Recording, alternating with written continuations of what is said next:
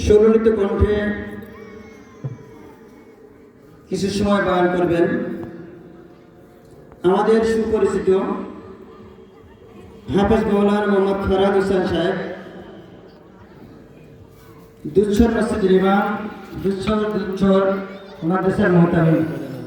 আমি বন্ধুকে কিছু কথা বলার জন্য অনুরোধ করছি।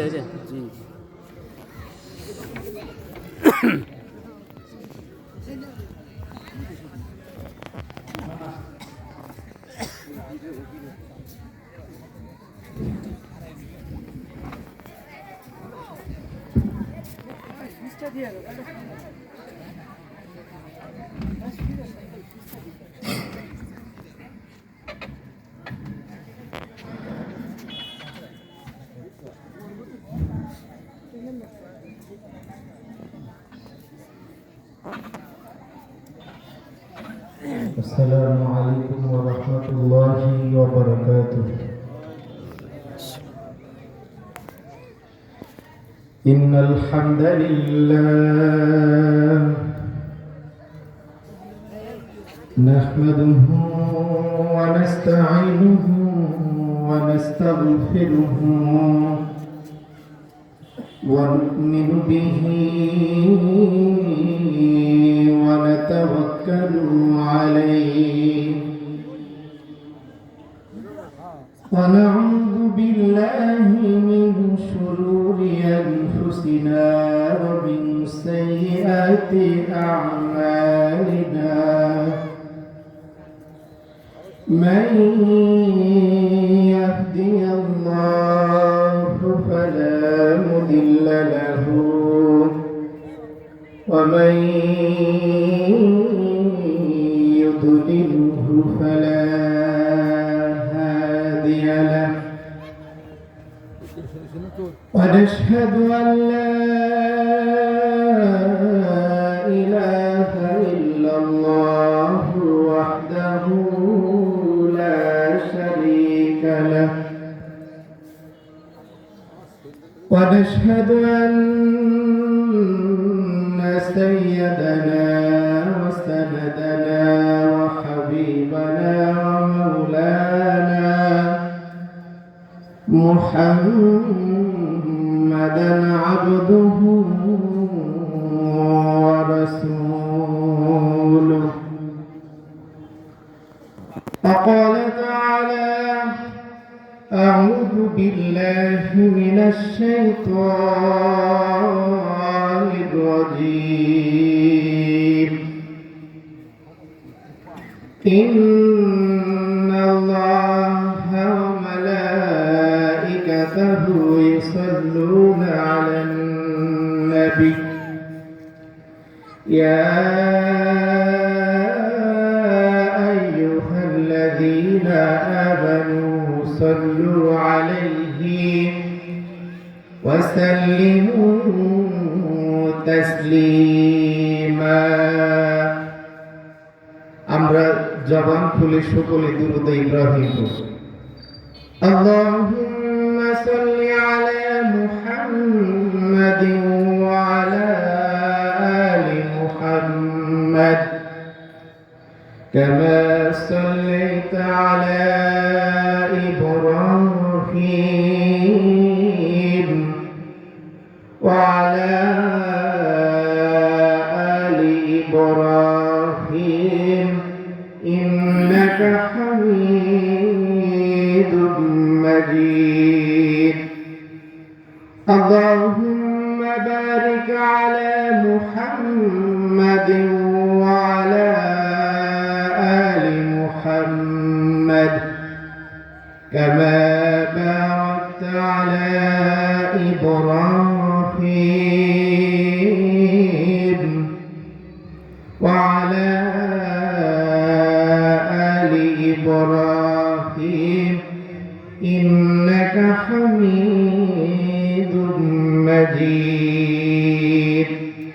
একটু জিকির করি লা ইলাহা ইল্লাল্লাহ লা ইলাহা ইল্লাল্লাহ লা ইলাহা ইল্লাল্লাহ লা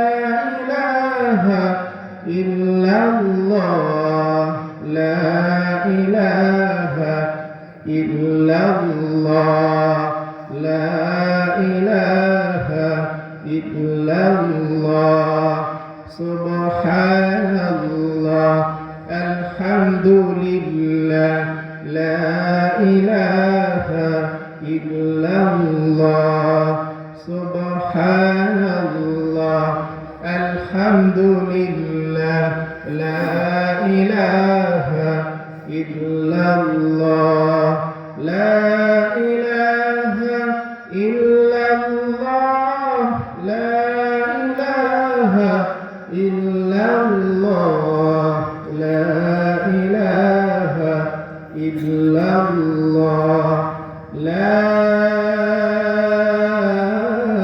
ইলাহা ইল্লাল্লাহ মুহাম্মাদুর রাসূলুল্লাহ সালাতু সালাম গোয়ে আমার দুরুদ সালাম গোয়ে আমার কোয় নবী মুস্তাফা তোমরা যদি যাও মদিনা সালাতু সালাম গোয়ে আমার দুরুদ সালাম গোয়ে আমার কোয় নবী মুস্তাফা তোমরা যদি যাও মদিনা মদিনা শরীফের মাটি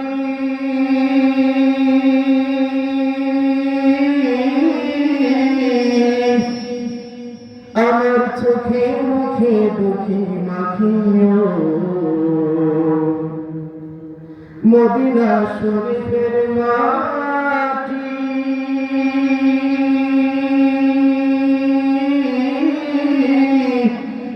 আমার চোখে মুখে বুকে মাখিও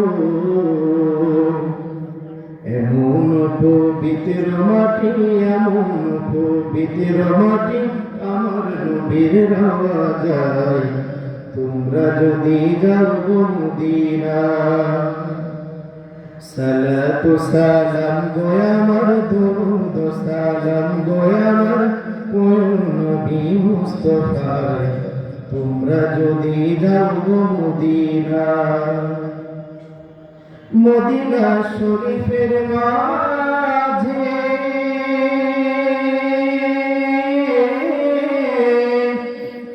বেহেশতের বাগান আছে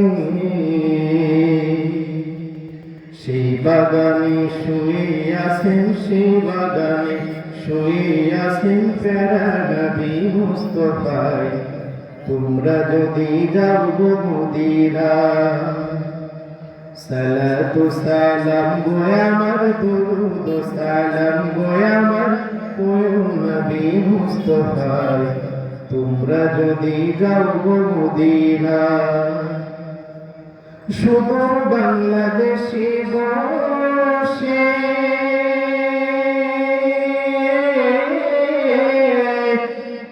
কান্দি আমি দিবানিশিতে সুদূর বাংলাদেশে বসে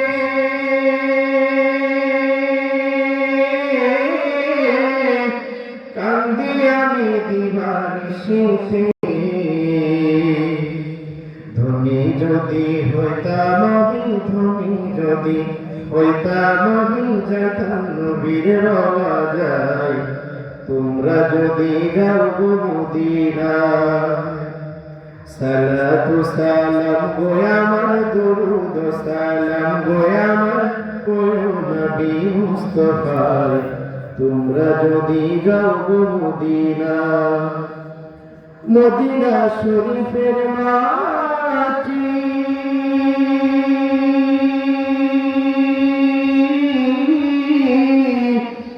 আমার চোখে মুখে বুকে মাখিও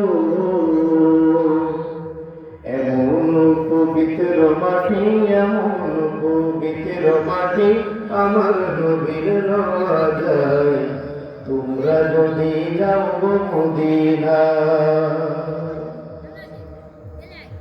আলহামদুলিল্লাহ সকল প্রশংসা একমাত্র সেই মহান আল্লাহ রব্বুল আলামিনের দরবারে লাখো কোটি শুকরিয়া জানাই, যে মহান আল্লাহ রব্বুল আলামিন আজ এই মাহফিল কেন্দ্র করে এরকম রিয়াদুল জান্নাতের বাগিচা আমাদের কিছু মানুষকে এখনো কবুল করেন নাই, আর কিছু মানুষ যারা আমরা উপস্থিত হয়েছি আমাদের সকলকে কবুল করে এই জান্নাতের বাগিচায় আসার মতো বসবার মতন তৌফিক দিয়েছেন। এজন্যই সকলেই অন্তর থেকে শুকরিয়া আদায় করি, সকলেই বলি আলহামদুলিল্লাহ। মাইকের আওয়াজ যত দূর যায় তত দূরের দৃষ্টি আকর্ষণ করে বলছি, আজকের এই আয়োজন এমন একটা আয়োজন, এই মজলিসে তারাই বসতে পারবে যাদেরকে মহান আল্লাহ রব্বুল আলামিন জান্নাতি মাটি যাদের গায়ে আছে তাদেরকে কবুল করে এরকম দুনিয়ার জান্নাতের বাগিচায় হাজির করবেন এবং বসার মতো তৌফিক দান করবেন।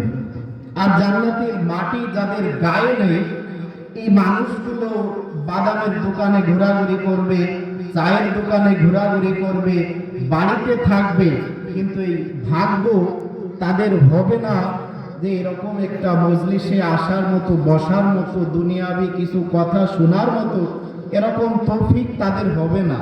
যাদেরকে মহান আল্লাহ রব্বুল আলামিন কবুল করবেন ঠিক তারাই এই মজলিসে উপস্থিত হতে পারবেন। সম্মানিত হাজিরিন, যারা উপস্থিত হতে পেরেছি তারা আরো একবার অন্তর থেকে শুকরিয়া আদায় করি, বলি আলহামদুলিল্লাহ। যারা এখন পর্যন্ত এদিকে সেদিকে অনেক জায়গায় ঘোরাফেরা করতেছি, বাড়িতে অবস্থান করতেছি, আসবো করে ভাবতেছি, তারা মেহেরবানি করে মাহফিল ময়দানে এসে হাজির হয়ে যায়। আল্লাহ এরকম তৌফিক সকলকে দান করেন, সকলেই বলি আমিন। সম্মানিত হাজিরিন, দেখেন আমরা শান্তির আশায় ঘুরে বেড়াই, যে শান্তি কোথায় গেলে পাবো, কি কাজ করলে পাবো। প্রত্যেকটা মানুষ শান্তির আশা করি, যে শান্তি এমন একটা জিনিস সকলের জন্য মনে হয় যে শান্তির যে একটা রাস্তা আছে, শান্তির যে একটা দুয়ার আছে, যে আমাদের প্রত্যেকটা ঘরের সাথে যেন মহান আল্লাহ রব্বুল আলামিন ফিট করে রাখেন। সকলের আশা এমন, কিন্তু যে কাজ করলে, যে কাজের মাধ্যমে আল্লাহ রব্বুল আলামিন খুশি হয়ে আমি আপনাকে অতি শান্তির ভিতরে রাখবে, এরকম কাজের ধারের কাছেও আমরা নেই। যেমন আল্লাহর নবী সাল্লাল্লাহু আলাইহি ওয়াসাল্লাম মসজিদে নববীতে বসা, আল্লাহর নবীর কাছে এক সাহাবী এসে বলতেছেন, আল্লাহর নবী আপনি আমার জন্য একটু দোয়া করিয়া দেন। আপনি আল্লাহর নবী, আপনার কাছে একটু দোয়া নেওয়ার জন্য আসছি। আল্লাহর নবী বললেন, সাহাবী তোমার জন্য কি এমন দোয়া করব বলো। সাহাবী উত্তরে বললেন, আপনি আল্লাহর নবী, আমি আপনার কাছে দোয়া চাওয়ার জন্য আসছি। কয়েকদিন যাবত খুব বিপদ আপদ বালা মুসিবতের ভিতরে আছি, অভাব অনটনের ভিতরে আছি, খুব দুশ্চিন্তা অবস্থায় আছি। আপনি আল্লাহর নবী, আপনি দোয়া করিয়া দেন যাতে আল্লাহ রব্বুল আলামিন খুশি হয়ে, আমার উপর রাজি হয়ে আমার এই বিপদ আপদকে দূর করে দেন, অভাব অনটনকে দূর করে দেন। আমি যে দুশ্চিন্তায় আছি সব কিছু থেকে মুক্ত করে আমার জন্য যেন একটা শান্তির ব্যবস্থা করে দেন। আল্লাহ নবী সাল্লাল্লাহু আলাইহি ওয়াসাল্লাম সাহাবীর এই কথা শুনে উত্তরে বলতেছেন, সাহাবী আল্লাহ পাক রব্বুল আলামিন যে তোমাকে বিপদ আপদ বালা মুসিবতের ভিতর রাখছে, নানান ঝামেলার ভিতরে তুমি আসো, তুমি কি আমার আল্লাহর উপর বেরাজ আছো নাকি? সাহাবী কান্না করে দিয়ে বলতেছে যে ওগো আল্লাহর নবী, আসলে আল্লাহুম্মার রাজ্জাক, আমি আল্লাহর উপর বেরাজ নয় বরং খুশি আছি। আল্লাহর নবী বলল যে সাহাবী তাহলে বললা যে? তা বলে আসলেই বলি আর না বলি সত্যি আমি অভাবের ভিতর, বিপদ আপদ বালা মুসিবতের ভিতর আছি। আল্লাহর নবী সাহাবীকে উদ্দেশ্য করে বললেন, সাহাবী, দুইটা কাজ তোমাকে আমি দেব, দুইটা আমল তোমাকে আমি দেব। এই দুইটা আমলকে তুমি সর্ব অবস্থায় সর্ব মুহূর্তে যদি আঁকড়ে ধরতে পারো সাহাবী, যত রকম বিপদ আপদ বালা মুসিবতের ভিতর থাকো না কেন, সর্ব অবস্থায় তোমাকে আল্লাহ পাক রব্বুল আলামিন সাহায্য করবে। ও সাহাবী, শোনো, দুইটা আমল দেব। এই আমল দুইটা যদি তোমার জিন্দেগীর সাথে তুমি গঠন করতে পারো, আসমান এবং জমিন সম পরিমাণ বিপদের ভিতর পড়বা, অভাব অনটনের ভিতর পড়বা, দুশ্চিন্তার ভিতরে পড়বা, নানান রকম ঝামেলার ভিতর পড়বা। সাহাবী, দুইটা আমলকে যদি তোমার জীবনের সাথে তুমি গঠন করতে পারো, কোন অবস্থায় কোনোভাবেই তুমি বিপদ আপদে পড়বে না, আসমান এবং জমিন সম পরিমাণ বিপদের ভিতর তুমি থাকবা। অবশ্যই অবশ্যই আল্লাহ পাক রব্বুল আলামিন তোমাকে সাহায্য করবে। আল্লাহর নবী সাহাবীকে ডেকে বললেন, সাহাবী, এক নম্বরে আকসিরু সাল্লু আলান নবী, আমি নবীর উপর বেশি বেশি করে দুরূদ শরীফ পড়বা। ও সাহাবী, আমি নবীর উপর তুমি দুরূদ পড়বা একবার, আমার আল্লাহ খুশি হয়ে তোমার উপর রহমত নাযিল করবে 10 বার। আমার সাহাবী, তুমি আমি নবীর উপর দুরূদ পড়বা 10 বার, আমার আল্লাহ খুশি হয়ে তোমার উপর রহমত নাযিল করবে 100 বার।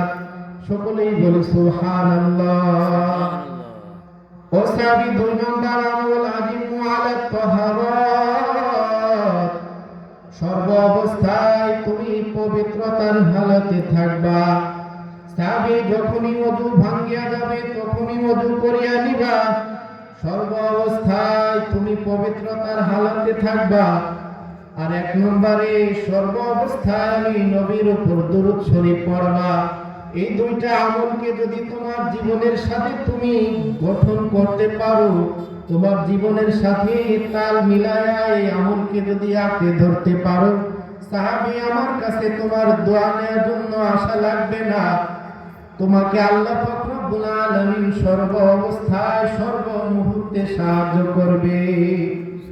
সম্মানিত হাজিরিন, যে আমল দুইটার কথা শুনলাম, এই আমলটা আমরা সকলেই দিলের নিয়তে অন্তর দ্বারা ধারণ করে বাকি যে জিন্দেগির সময়টা পাবো, যতদিন হায়াত পাবো, জিন্দেগিতে এই দুইটা আমল করা যাবে না ইনশাআল্লাহ। আল্লাহ পাক রব্বুল আলামিন এই দুইটা আমলকে করার মতন তৌফিক আমাদের সকলকে দান করুন। সকলে বলি আমিন। এই হাদিসকে কেন্দ্র করে লম্বা হাদিস, সংক্ষিপ্ত টাইমে বিশেষ বিশেষ দু একটা কথা বলি।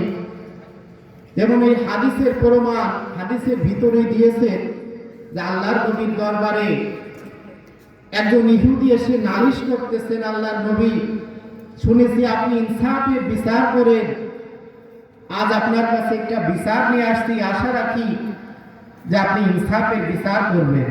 ইহুদিরা বলতেছে, কি এমন বিচার করব বলো?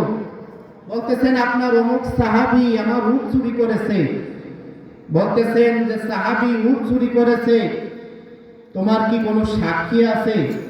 বলতেছেন, ইহুদি বলতেছেন, হ্যাঁ সাক্ষী আছে, আমি ফাও কথা বলার মতন মানুষ নয়, আমার সাক্ষী 3 জন আমার সাথে নিয়ে আসছে। আল্লাহর নবী শোনার সাথে, কথাটা শোনার সাথে সাথে মনটা কেমন যেন খারাপ হয়ে গেল।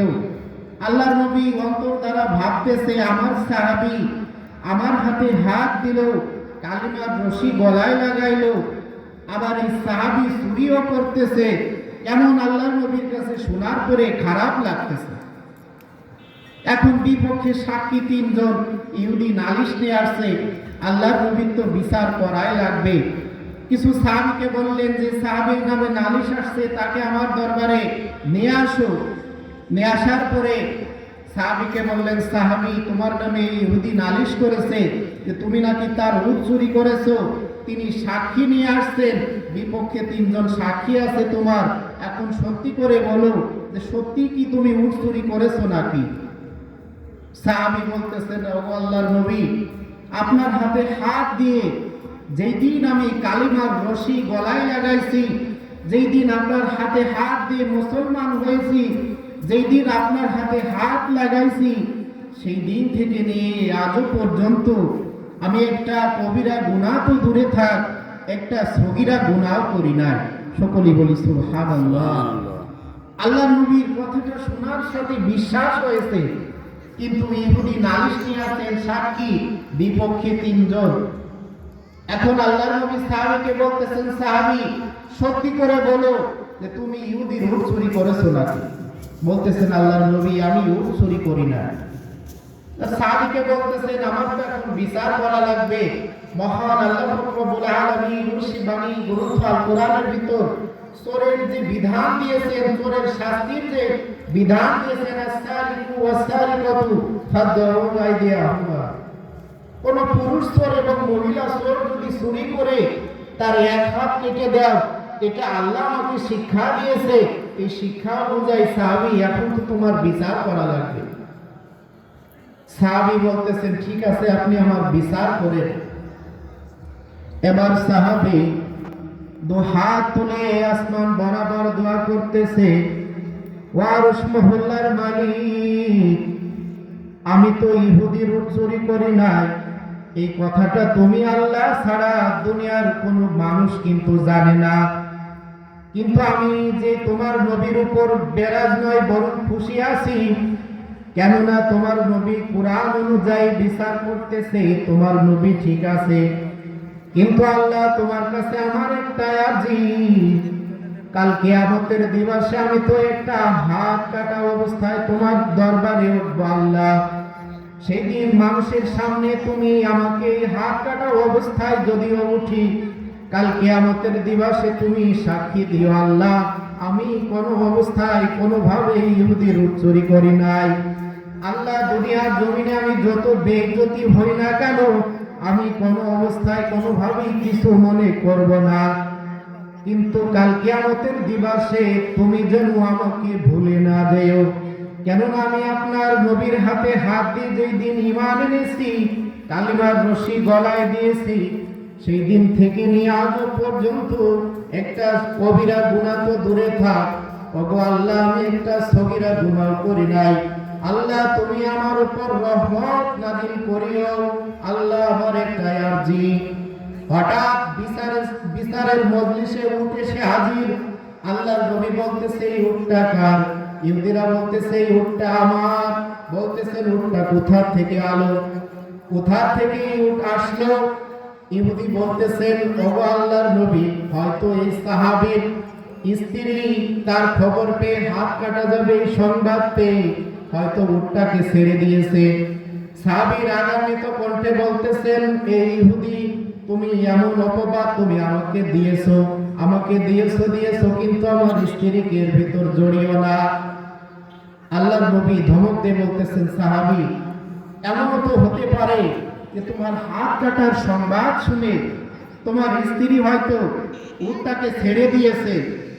তখন সাহাবী আবেগবশত আল্লাহর নবীকে প্রশ্ন করতেছেন, আল্লাহর নবী সত্যি কি আপনি আল্লাহর নবী? আল্লাহর নবী উত্তরে বলতেছেন, ইন্নী রাসূলুল্লাহ।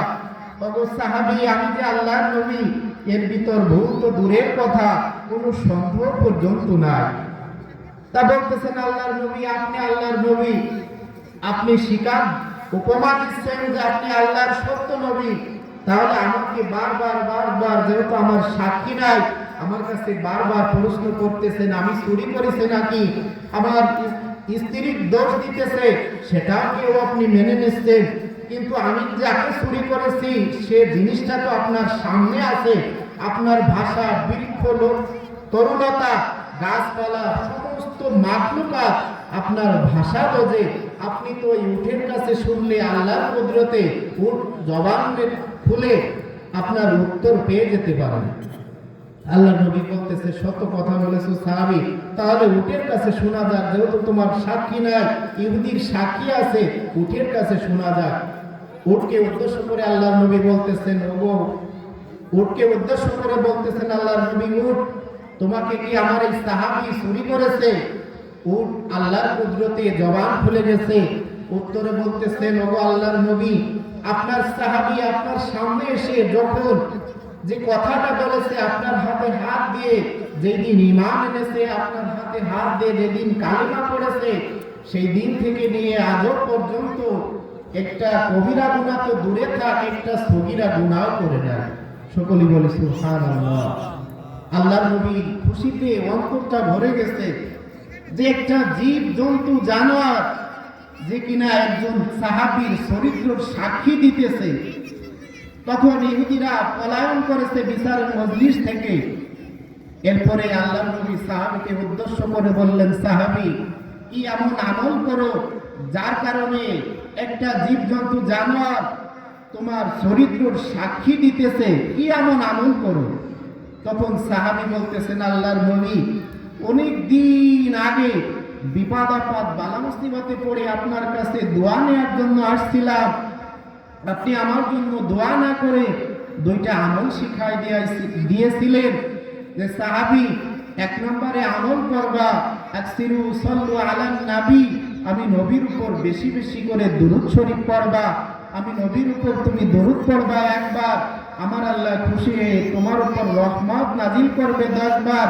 আমি নবীর উপর তুমি দুরূদ পড়বা 10 বার, আমার আল্লাহ তোমার উপর রহমত নাজিল করবে 100 বার।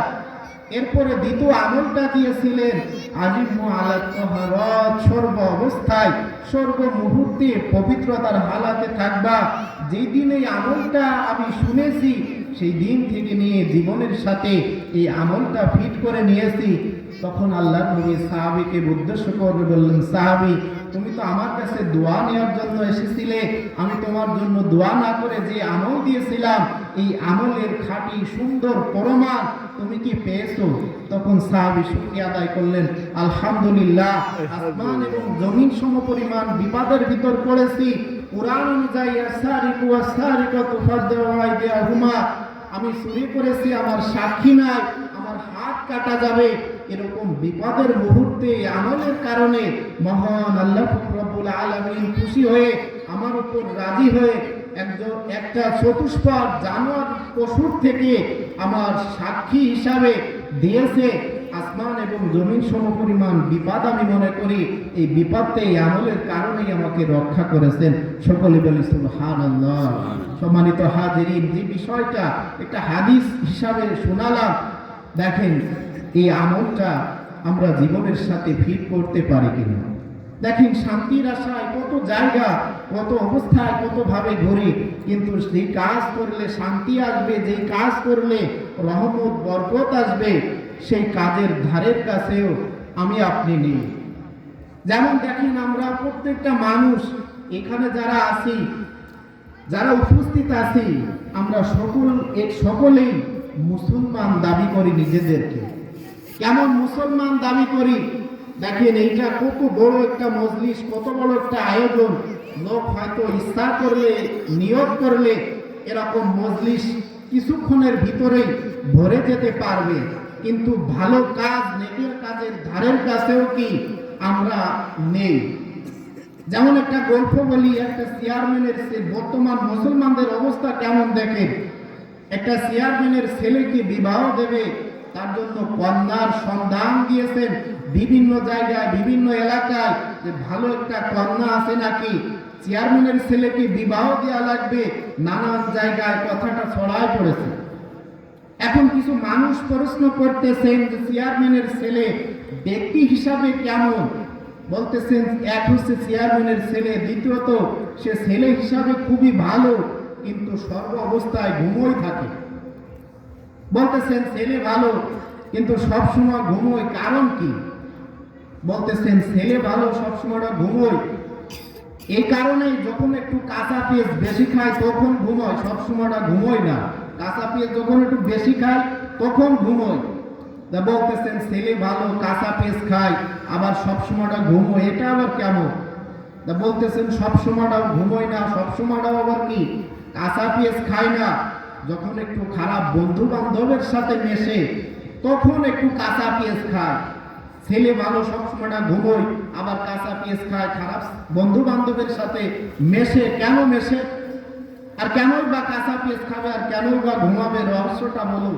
তা বলতেছেন খারাপ বন্ধু বান্ধবের সাথে যখন একটু মেশে, তখন একটু মদ পান করে, এই নেশাটা কাটানোর জন্য কাঁচা পেঁয়াজ খায়। যখন নেশা কাটতে কাটতে ভাব, এই সময় লম্বা ঘুম দেয়।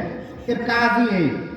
কিন্তু প্রথমেই সর্ব অবস্থায় সর্ব মুহূর্তে যেখানেই যাচ্ছে সেখানেই কি চেয়ারম্যানের ছেলে, লোক ভালো কিন্তু সবসময়টা কি ঘুমোয়, সবসময়টা কাঁচা পেঁয়াজ খায়, সবসময়টা খায় না। খারাপ বন্ধু বান্ধবের সাথে যখন মেশে তখন নেশা কাটানোর জন্য খায়। কিন্তু উপমা দেখছে কি, যে ছেলে ভালো।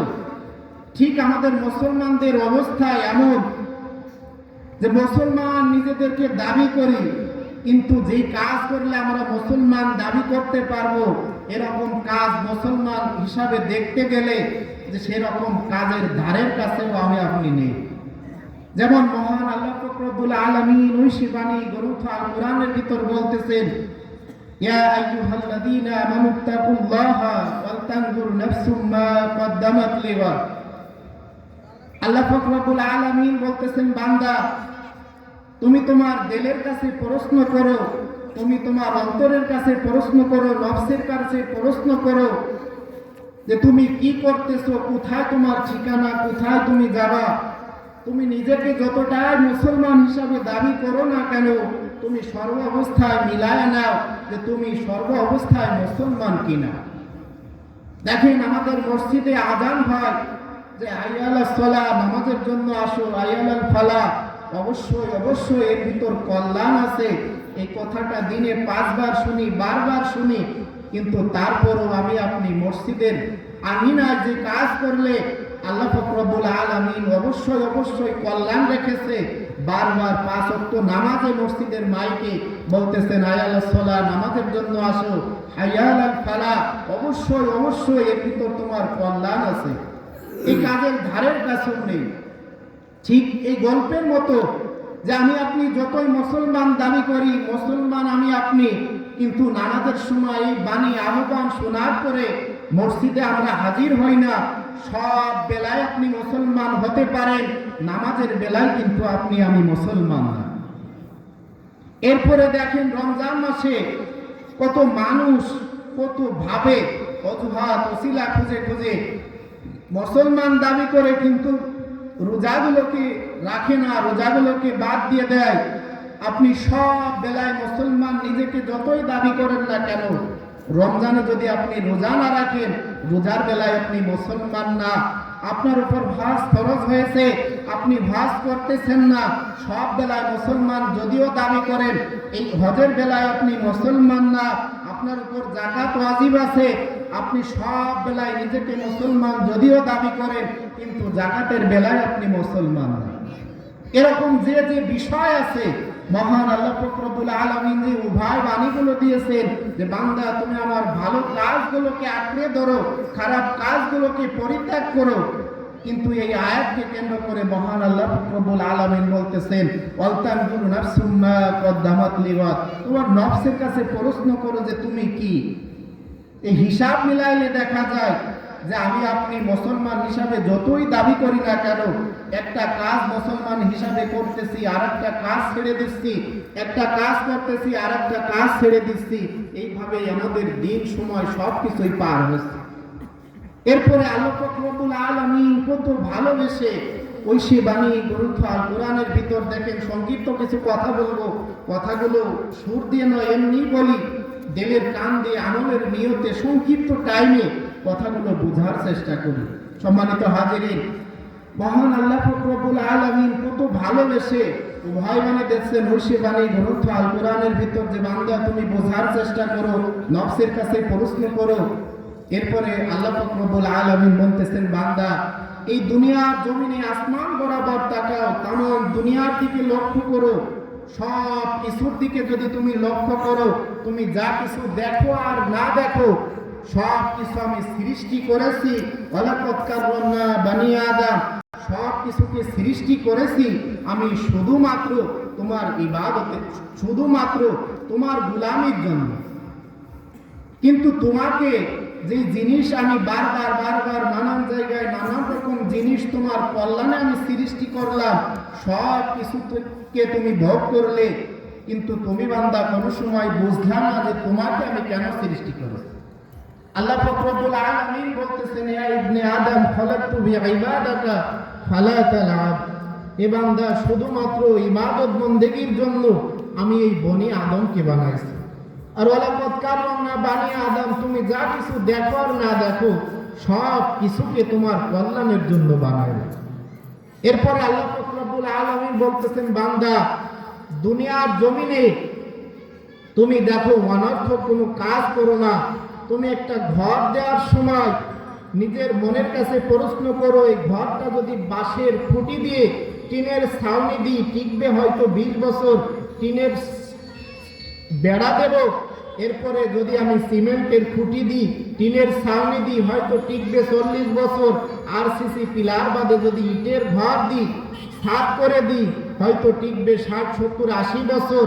কিন্তু আমি যদি আরসিসি দিই হিসাব ছাড়া যে কতদিন চলবে এটা আর চিন্তা করি না। মহান আল্লাহ পাক রব্বুল আলামিন বলতেছেন, দুনিয়ার জমিনে হয়তো তুমি জিন্দেগিতে হায়াত পাবা 60, 70, 80, 90 না 100 বছর, কিন্তু এই তোমার এত পরিকল্পনা। কিন্তু তুমি কি ভাবো বান্দা, দুনিয়ার জমিনে তুমি যা কিছু করো সব কিছু পরিকল্পনা মাফিক করো, কিন্তু আমি কি তোমাকে অনর্থক বানাইছি? আমি তোমাকে অনর্থক বানাই নাই। আফা হাসিবতুম আন্নামা খলাকনাকুম আবাসা ওয়া আন্নাকুম ইলাইনা লা তুরজাউন, বান্দা কখনো ভেবো না তোমাকে আমি অনর্থক সৃষ্টি করেছি। কেন সৃষ্টি করেছি? শুধুমাত্র আমার ইবাদত বন্দেগীর জন্য তোমাকে সৃষ্টি করেছি। মহান আল্লাহ পাক রব্বুল আলামিন আবার সুন্দরভাবে বোঝাচ্ছেন এত কিছুর পরেও যে বান্দা তুমি ভেবো না যে আমার সামনে তোমার আশাই লাগবে, তোমার দাঁড়ানোই লাগবে, এরকম তুমি ভেবো না যে আমার সামনে তোমার আশা লাগবে না। আল্লাহ পাক রব্বুল আলামিন বলতেছেন, ইয়াতিবিকুমুল্লাহু জামিয়া, বান্দা তুমি 10 তলায় থাকো আর গাছ তলায় থাকো, চাও অথবা না চাও, ইচ্ছা থাক অথবা না থাক, আমার সামনে তোমার আশাই লাগবে, আমার সামনে তোমার দাঁড়ানোই লাগবে। কিন্তু বান্দা কি নিয়ে তুমি আসবা? দেখেন পবিত্র কোরআনের ভিতর অনেক অসংখ্য আয়াত আছে। এই দুনিয়ার শুরু লগ্নে থেকে কিয়ামত পর্যন্ত এই কোরআনকে অস্বীকার করার মতো মানুষ দুনিয়ার জমিনে আসছে, আসবে। কিন্তু কুল্লু নাফসিন যায়কাতুল মাউত, মৃত্যুকে অস্বীকার করবে এরকম একজন মানুষও শুরু লগ্ন থেকে দুনিয়ার কিয়ামত পর্যন্ত আসবে না। কিন্তু আল্লাহকে অস্বীকার করার মতন মানুষ, কোরআনকে অস্বীকার করার মতন মানুষ অসংখ্য বার দুনিয়ার জমিনে এসেছে, ঠিক কিনা? ঠিক। কিন্তু এই আয়াতকে অস্বীকার করবে এরকম একটা ব্যক্তিও সেই শুরু লগ্ন থেকে আজও পর্যন্ত কিয়ামত পর্যন্ত আসবে না। এটা মেনে নেওয়া লাগবে, ইচ্ছা থাক অথবা না থাক, মৃত্যুবরণ করাই লাগবে। দেখেন দুনিয়ার জমিনে 70, 80, 100 বছর থাকবো, কত রকম চিন্তা, কত রকম আয়োজন, কিন্তু কবরের জিন্দেগি আমার আপনার যখন শুরু হবে, ওই দুনিয়া ওই জিন্দেগির শুরু হবে কিন্তু আর শেষ হবে না। দুনিয়ার জমিনে দেখেন বর্তমান যার একটা ভোট নাই, সে নিজের ভোটটাই সঠিকভাবে দিলে হবে, না দিলে না হবে, তারও একটা দল বর্তমান। এরকম কত দল দেখা যায়, কিন্তু আল্লাহ পাক রব্বুল আলামিনের কাছে এত দল হবে না। দুইটা দল হবে, ফারিকুন ফিল জান্নাতি ও ফারিকুন ফিস সাঈদ। একটা দল সোজা জান্নাতের রাস্তায় চলে যাবে, আর একটা দল সোজা চিরস্থায়ী জাহান্নামের দিকে চলে যাবে। সম্মানিত হাজিরিন, দেখেন এই বিষয়গুলোকে ওই আল্লাহ পাক রব্বুল আলামিন ভালোবেসে অলতানজুরু নাফসুম মা কদ্দামাত লিগাদ, নফসের কাছে বারবার বারবার প্রশ্ন করে, বান্দা সময় আছে মিলায়া নাও, আমাকে চেনো বান্দা, তুমি ফেরো। এই দুনিয়া তোমার জন্য একটা কেমন যেন একটা মেলার মতো, একটা বাজারের মতো। আর দুনিয়া ও মাজরাতুল আখিরা, দুনিয়া আখিরাতের ক্ষেত স্বরূপ। একটা মানুষ দেখেন, আপনি যত টাকা নিয়ে এই বাজার করতে যান না কেন, বাজারে এত টাকা নিয়ে গেছেন যে বাজার করতে করতে কি কোনো অবস্থায় কোনোভাবে বাজারে ঘুমোতেই মন চাবে যে বাজারে আমি ঘুমোই থাকি? এই দুনিয়ার যত রং তামাশায় যা কিছু করেই হোক না কেন, দিন শেষে মহান আল্লাহ পাক রব্বুল আলামিনের সামনে আমাকে আপনার যেতেই হবে।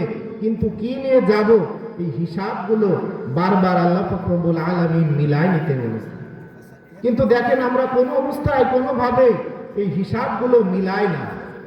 যেমন এরকম বয়ান, এরকম ওয়াজ অনেক শুনতেছি, কিন্তু আমাদের কোনো অবস্থায় কোনোভাবে পরিবর্তনের কোনো বিষয়গুলো বুঝতেছি না। যেমন এখানে বয়ান শুনবেন, সারা রাত বয়ান শুনবেন, কিন্তু দিন শেষে, রাত শেষে ফজরের নামাজটাও যদি আমার আপনার কপালে না হয়, তাহলে কেমন কপাল পড়ে। যেমন এক ব্যক্তি বয়ান শোনার জন্য মাহফিলের দিকে রওনা দিয়েছে, মাইকের একটা আওয়াজ তার কানে দিয়েছে যে বান্দা তুমি নেকের কাজ ধরো, গুনার কাজকে ছেড়ে দাও। এই একটা বয়ান সে শুনে বাড়িতে চলে গেছে। যাওয়ার পরে জিন্দেগিতে এই একটা আমলের সাথেই আছে যে আমি নেকের কাজগুলোকে, নেকের কাজ খুঁজে খুঁজে খুঁজে খুঁজে আঁকড়ে ধরবো, গুনার কাজ যেগুলো আছে সেগুলোকেই ছেড়ে দেব, এই নিয়ত করে চলে গেছে। এই ব্যক্তি দামি না রাত ভর মাহফিল শুনবে, শোনার পরে ফজরের নামাজটাও কপালে হবে না, সেই ব্যক্তি দামি। দেখেন এই বয়ানটা যদি জীবনের অন্তরে ধারণ করতে পারি, এই একটা বয়ান আপনার আমার জন্য কল্যাণের জন্য যথেষ্ট হয়ে যাবে, ঠিক কিনা? সম্মানিত হাজিরিন, দেখেন সব কিছু জানি, সব কিছু বুঝি, কিন্তু তারপরেও আমি আপনি মানি না। যে গল্পটা বলেছিলাম যে ছেলে ভালো কিন্তু সব কিছুর সাথেই সে শামিল থাকে, ঠিক আমাদের মুসলমানদের অবস্থা ঠিক এরকম যে মুসলমান যদিও দাবি করি ফরজের কাছে নেই, নফলের কাছে নেই, সুন্নতের কাছে নেই, ওয়াজিবের কাছে নেই, কিন্তু মুসলমান দাবি করি। মুসলমানের বৈশিষ্ট্য কেমন? জবানে কালিমা পড়লেন লা ইলাহা ইল্লাল্লাহু মুহাম্মাদুর রাসূলুল্লাহ সাল্লাল্লাহু আলাইহি ওয়াসাল্লাম। এই কালিমার মাধ্যমে তো আমরা মুসলমান হই।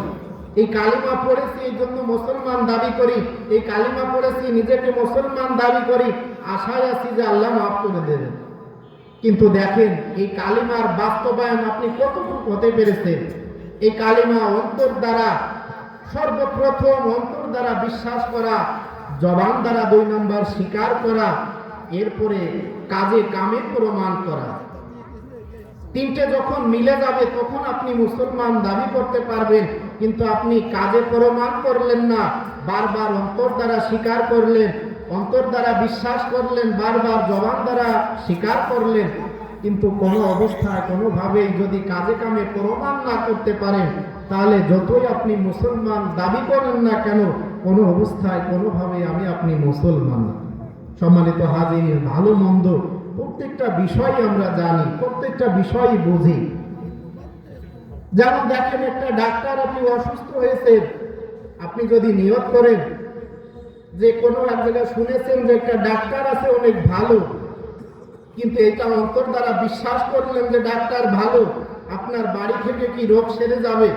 কোনো অবস্থায় কোনোভাবে কিয়ামত পর্যন্ত যদি বসে থাকেন ডাক্তার ভালো এটা বিশ্বাস করে, আপনার রোগ কিন্তু ভালো হবে না।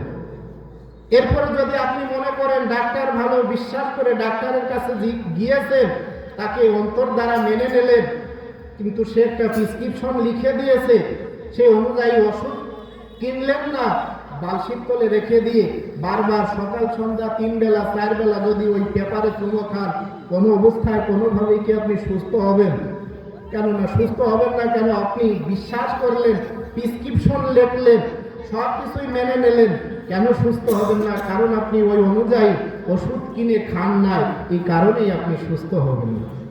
ঠিক আমি আপনি যতই মুসলমান দাবি করি না কেন, এটাকে অন্তর দ্বারা বিশ্বাস করা, আল্লাহ এক, নবী সত্য, কোরআন সত্য, আখিরাত সত্য, এর প্রতি ঈমান আনা, এটাকে জবান দ্বারা স্বীকার করা, প্রত্যেকটা বিষয়ে কাজে কামে প্রমাণ করা, তবে আমি আপনি মুসলমান দাবি করতে পারবো, তবে আমি আপনি মুসলমান হতে পারবো। সম্মানিত হাজিরিন, দেখেন মহান আল্লাহ রব্বুল আলামিন ওই সে বাণী গ্রন্থ আল কোরআনের ভেতর বলতেছেন, বালতু সিরুনাল হায়াতাদ দুনিয়া, বান্দা এই দুনিয়ার জমিনে তোমাকে যে হায়াত দিয়েছি, এই হায়াতের বড় দাম বান্দা, বেহুদা নষ্ট করে না সময়টাকে। আমি আল্লাহ তোমাকে অত্যন্ত ভালোবেসে দামি মানুষ হিসাবে দুনিয়াতে পাঠাইছি, বান্দা তুমি যে হায়াত দিয়েছি, বেহুদা সময় নষ্ট করে এই হায়াতটাকে তুমি পার করে না, সময়টাকে কাজে লাগাও। সময়টা যদি সঠিক সুন্দরভাবে তুমি কাজে লাগাইতে পারো, তোমার জন্য আমার উত্তম জান্নাত অপেক্ষা করতেছে। বান্দা তুমি এটাকে বোঝো, অন্তর দ্বারা মেনে নাও, এরপরে তুমি বান্দা দুনিয়ার জমিন থেকে ফিরে আসো। এইভাবে দেখেন বারবার বারবার বোঝাচ্ছে, বোঝানোর পরেও আমরা বোঝার পরেও বুঝতেছি না। সম্মানিত হাজিরিন, এই বিষয়গুলোকে আমাদের অন্তর দ্বারা ভাবা, আর আল্লাহ রাব্বুল আলামিনের সাথে বান্দার সম্পর্ক হবে শুধুমাত্র ইবাদতের মাধ্যমে ছাড়া কোনো অবস্থায় কোনোভাবেই সম্পর্ক হবে না। যেমন আল্লাহ নবী সাল্লাল্লাহু আলাইহি ওয়াসাল্লাম তার কলিজার টুকরা মা ফাতেমা রাদিয়াল্লাহু তাআলাকে বলেছিলেন যে মা, তুমি মৃত্যুর পরে যদি তুমি এই পরিচয় দাও যে আমি নবীর মেয়ে ফাতেমা, এই পরিচয়তে তোমার কোনো কাজ হবে না। তোমার কবরে যাওয়ার পরে তুমি নবীর মেয়ে ফাতেমা, তোমাকে এই পরিচয়তে তোমার কাজ হবে না, এই বিষয়তে তোমার চলবে না। নেক আমল করে দুনিয়ার থেকে বিদায় নেওয়া লাগবে মা। ঠিক আল্লাহ নবীর মেয়ে মা ফাতেমা রাদিয়াল্লাহু তাআলা জান্নাতি রমণীদের সর্দারনি, তিনি যখন ইন্তেকাল করলেন, তিনাকে যখন কবরে রাখা হলো, কবরের মাটিকে উদ্দেশ্য করে বলে হযরতে আবু যার গিফারী রাদিয়াল্লাহু তাআলা কবরের মাটিকে উদ্দেশ্য করে বললেন, কবরের মাটি খবরদার, সাবধান, আজ তোমার গর্ভে যাকে রাখা হচ্ছে তুমি তার পরিচয় জানো নাকি? কবরের মাটি সাবধান, তুমি তার সাথে বেয়াদবি করে না। তিনি হযরতে মুহাম্মদুর রাসূলুল্লাহ সাল্লাল্লাহু আলাইহি ওয়াসাল্লামের কলিজার টুকরা মা ফাতেমা রাদিয়াল্লাহু তাআলাকে রাখা হচ্ছে। এরপরে আবু যার গিফারী কবরের মাটিকে ডাক দিয়ে বলতেছেন, কবরের মাটি সাবধান, খবরদার, তুমি বেয়াদবি করে না। তুমি জানো নাকি তোমার গর্ভে কাকে রাখা হচ্ছে? হযরতে হাসান হুসাইনের আম্মাকে রাখা হচ্ছে। কবরের মাটি খবরদার, সাবধান, বেয়াদবি করে না। এরপরে কবরের মাটি কোনো জবাব আসে না। কবরের মাটি আবার কবরের মাটিকে হযরতে আবু যার গিফারী বলতেছেন, কবরের মাটি, তোমার গর্ভে যাকে রাখা হচ্ছে তুমি জানো নাকি? হযরতে আলীর স্ত্রী, খবরদার, সাবধান, কবরের মাটি, তুমি বেয়াদবি করে না। কবরের মাটি, তোমার গর্ভে যাকে রাখা হচ্ছে তিনি জান্নাতি রমণীদের সর্দারনি হযরতে মা ফাতেমা রাদিয়াল্লাহু তাআলাকে রাখা হচ্ছে। কবরের মাটি, খবরদার, সাবধান, কোনো অবস্থায় কোনোভাবেই বেয়াদবি করে না। আল্লাহর কুদরতে কবরের মাটির জবান খুলে গেছে। কবরের মাটি উত্তর দিতেছে যে আবু যার গিফারী, আমার কাছে কে নবীর মেয়ে মা ফাতেমা, আমার কাছে কে জান্নাতি রমণীদের সর্দারনি, কে আমার কাছে হাসান হুসাইন ইমাম। এরপরে হযরতে আলীর স্ত্রী, এরকম কোনো পরিচয় কোনো অবস্থায় কোনোভাবেই কাজ হবে না। আমার কাছে চলবে শুধু নেক আমল। নেক আমল নিয়ে যে আসবে, আমি কবরের মাটিটাকে চিনব, কিন্তু আমার গর্ভে যখন যে ব্যক্তি আসবে যদি নেক আমল না নিয়ে আসে, তাহলে এই বান্দার কোনো দাম আমার কাছে থাকবে না। সম্মানিত হাজিরিন, এই বিষয়গুলো আমরা প্রত্যেকটা মানুষই বুঝতে পারি। দেখেন, আল্লাহর সাথে একজন বান্দার সম্পর্ক একজন নিম্ন মুসিও যদি হয়, সে যদি বান্দা ইবাদত করে, আল্লাহ পাক রব্বুল আলামিনের সাথে তার সম্পর্ক হতে পারে। একজন হাজী সাহেবের সাথে, একজন চেয়ারম্যানের সাথে, একজন মন্ত্রীর সাথে, বড় বড় পদ যা আছে, আল্লাহর সাথে সম্পর্ক হবে বিষয়টা এমন না। আল্লাহর সাথে সম্পর্ক হবে বান্দার ইবাদতের মাধ্যমে। ইবাদতের মাধ্যমে ছাড়া কোনো অবস্থায় কোনোভাবেই আল্লাহ পাক রব্বুল আলামিনের সাথে সম্পর্ক হওয়া সম্ভব নয়। যেমন মাদ্রাসার একটা কিতাবের ভিতর আল্লামা কালবী রহমাতুল্লাহ আলাইহি আরবি সাহিত্য কিতাবের ভিতর একটা ঘটনা লিখেছেন, আল্লাহর সাথে বান্দার সম্পর্ক কেমন হয়। ইবাদতের মাধ্যমে সম্পর্ক ছাড়া কোনো অবস্থায় কোনোভাবেই সম্পর্ক হয় না। এক ব্যক্তি দিন দিন অনেক টাকার মালিক হচ্ছে। তিনি চিন্তা করতেছেন, আমি তো অনেক টাকার মালিক হচ্ছি, কিন্তু এইগুলোকে ভালোভাবে আমার বাড়িতে পরিচালনা করার জন্য আমার একটা ব্যক্তি, আমার একটা মানুষ আমার প্রয়োজন, একটা গোলাম আমার প্রয়োজন। এই চিন্তা করে সে গোলামের হাটে গিয়েছে গোলাম কেনার জন্য। নানান জায়গায় ঘুরতেছে, কোনো গোলাম তার পছন্দ হচ্ছে না। এরপরে তিনি চিন্তা করতেছেন যে হাট ভরে আমি খুঁজতেছি, কিন্তু আমি তো একটা ভালো গোলাম পাচ্ছি না। হঠাৎ তার কানে আওয়াজ আসতেছে, কে যেন ডাক দিয়ে বলতেছেন, ও আরশ মহল্লার মালিক রে, তুমি আমাকে গোলাম বানাইছো, তাতে আমার কোনো দুঃখ নাই, কিন্তু মালিক তোমার কাছে আমার একটা আর্জি, আজকে তুমি যার কাছে আমাকে বিক্রির মাধ্যমে পাঠাইবা, তিনি যেন এমন একটা ব্যক্তি হয়, সে যেন তোমাকে ডাকা থেকে আমাকে বিরত না রাখে। আল্লাহর কাছে বারবার আরজি জানাচ্ছে, আরশ মহল্লার মালিক, তোমার কাছে আমার একটাই চাওয়া, আজ এই হাট থেকে আমি যার কাছে বিক্রির মাধ্যমে যাব, সেজন্য তোমাকে ডাকা থেকে আমাকে বিরত না রাখে। এই কথা জমিদারের কানে আওয়াজ আসতেছে। জমিদার এই ব্যক্তিকে খুঁজতেছে, কে এই গোলাম যে এরকম আল্লাহর কাছে কান্নাকাটি করতেছে। এক পা দু পা করে আগায় গিয়ে দেখতেছেন গোলাম কোনো অবস্থায় কোনোভাবে পছন্দ হয় না, কিন্তু জমিদার মনে মনে চিন্তা